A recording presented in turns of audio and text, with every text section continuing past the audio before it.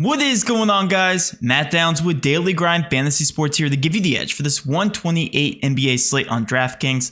Cannot wait to break it down. Can we just take yesterday and just throw it out of our memories forever? One thing we always preach on our Discord chat and in our live streams is if you're playing the 2-game slate, just don't throw that much money down. One game can change the entire landscape of the slate. I pulled up my fantasy cruncher, I pulled up all the injuries, I pulled up the report, and I see that Russell Westbrook is back on the slate, probably without LeBron again. So you guys already know how the slate's going to go. But before I recommend Russell Westbrook as a good play yet again, I'm going to go over last night what our website really looks like for anybody who is new to dgfantasy.com and just new to our YouTube channel. So we do cover premium content, and on our website, this is what it looks like. We have our ownership projections for every single player. You can sort by ownership, the highest owned going down to the lowest owned. You can even sort by our favorite value plays. And again, these are all our custom projections. So this is something I sit down in the morning and I calculate every single player with the formula that I have through Excel. Yes, I'm a stat nerd. But I also show you my favorite core plays. Last night,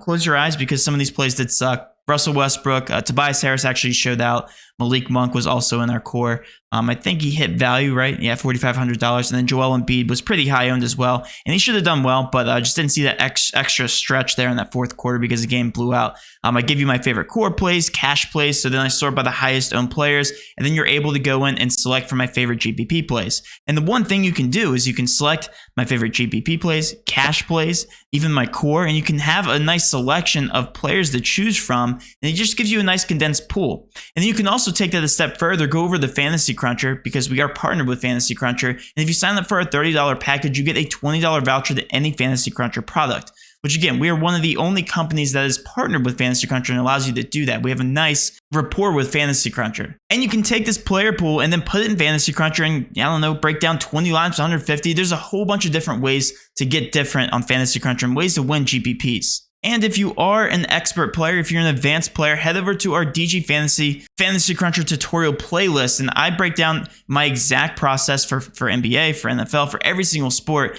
and it just helps you step up your DFS game. I am passionate about this. I do this every single day. I'm a complete nerd. And with that being said, let's go ahead and dive into my top 10 favorite NBA plays. And I will be giving you an honorable mention just because it is an 11-game slate. This one might surprise you. My honorable mention is Devin Vassell. And this is definitely more of a GPP play. I expect no ownership from Devin Vassell. He's still coming off the bench. Keep in mind the Spurs are also fully healthy. And even through all that, he's still getting consistent minutes. This is a close, competitive, high-paced matchup for Vassell, which does benefit his style of play. He's logged 30 and 29 minutes the past 2 games, which is more than enough time for him to hit that 4K price tag. Coming in at number 10 is a sexier pick, LaMelo Ball. He's an even better play if Oubre is held out tonight. Oubre is questionable as of right now. He also gets a nice usage bump with Gordon Hayward off the court. He also averages 1.3 fantasy points per minute with Gordon Hayward off the court. This is a great pace-up spot for him against the Lakers, who are also playing on the back-to-back. He's also been seeing a consistent 33-plus minutes over the past 4 games, which we're not used to seeing from LaMelo Ball. Coming in at number 9 is the definition of consistent, Keldon Johnson. Yes, we're going right back to my Spurs. He's just been playing consistent minutes and has seen a floor of about 26 fantasy points over his past 4 games. This is also a very affordable price tag at a 5.1K price tag. Again, a great pace-up spot, and this does favor Keldon's style of play. Chicago also ranks 25th against opposing small forwards. Coming in at number 8 is going to be another GPP play with Luke Kennard. He will definitely be low owned because he is still coming off the bench. Even though he's coming off the bench, he's playing starter minutes and even finishing games. Kennard has also been averaging a respectable 0.9 fantasy points per minute without Paul George in the lineup. This makes for a great low-owned pivot off of some of the chalk value.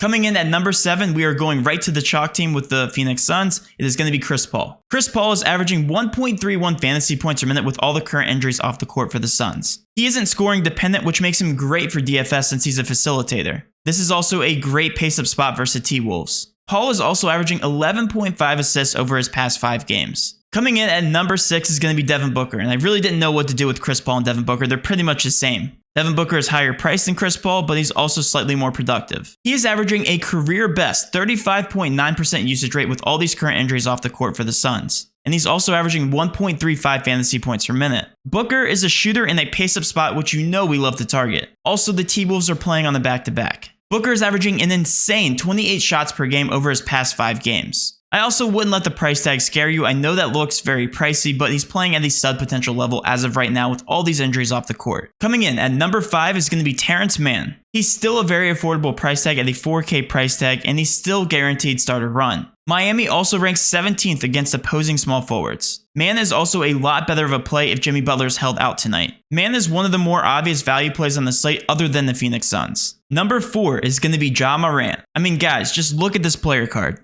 He is averaging an insane 1.5 fantasy points per minute without Kyle Anderson, Brooks, and Tyus Jones on the court this season. It's also expected to be a close competitive matchup versus the Jazz, so they will need all of Ja Morant tonight. Morant has shot an average of 28.5 shot attempts per game over his past 4 games. His usage rate has been a career high over the past 4 games as well. At number 3, we have Zach LaVine. This is a great high-paced matchup versus Spurs. He is also the cheapest of the 3 studs on Chicago. He averages 1.29 fantasy points per minute and also gets a 1.3 usage bump with Ball and Caruso off the court. He's a very reasonable price tag at an 8.3K price tag, and he also fits a ton of builds since he's also shooting guard and small forward eligible. My second favorite option on the slate is going to be Bismack Biyombo. He's been starting and playing 30 plus minutes with there being no available backup centers. This was also surprising. He's averaging 1.31 fantasy points per minute with all the injuries off the court for the Suns. Overall, the Suns just have a very thin rotation right now. They will need Biyombo versus Towns tonight, so he should be out there a majority of the game. Right now, we have him at a 7 point per dollar value. Coming in at number 1, and this shouldn't surprise you, it's going to be Cameron Johnson. He has been playing well over 35 plus minutes over the past couple games. He's also averaging a respectable 0.93 fantasy points per minute with all these injuries off the court. There's a very tight rotation at small forward tonight, so this guarantees run for Cam Johnson. He's also coming in at a very affordable price tag. I'm honestly surprised it didn't go up to the 6K range at a 4.7K price tag. He is the best value on the slate by far and probably will be the chalkiest player on the slate. And that will wrap up my video, guys. Hopefully you did enjoy this content. If you did, please do hit that subscription button, notification bell, and of course smash that like button for all of our future NBA content. With all that being said, have a great rest of your day, and let's cash.